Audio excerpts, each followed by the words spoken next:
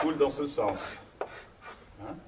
Si je veux dévier un petit peu, tant soit peu, une partie de la rivière, il suffit que je mette un petit morceau de bois comme ça, et puis tout de suite, ça va dévier. Presque sans aucune force. Ça veut dire si moi je vais frapper comme ça, c'est ce qu'on fait en général dans les arts martiaux, le karaté. Est-ce qu'il y aurait un moyen plus efficace, de façon à ce qu'il y ait moins de contraintes sur ce bâton? Parce que là, le bâton, quand même, il prend une sacrée contrainte. C'est-à-dire, s'il était mou, il se plierait un petit peu. Alors, comment faire pour dévier aussi et qu'il n'y ait pas de contraintes, moins de contraintes?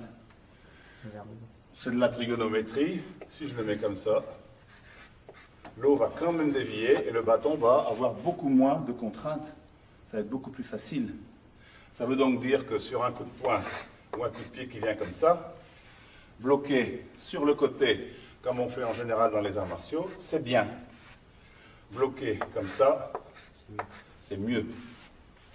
Normal. Alors c'est ce qu'on va faire maintenant. Bien entendu, si on veut faire ça de façon simple, on va rester dans le même axe, c'est-à-dire ça, ça.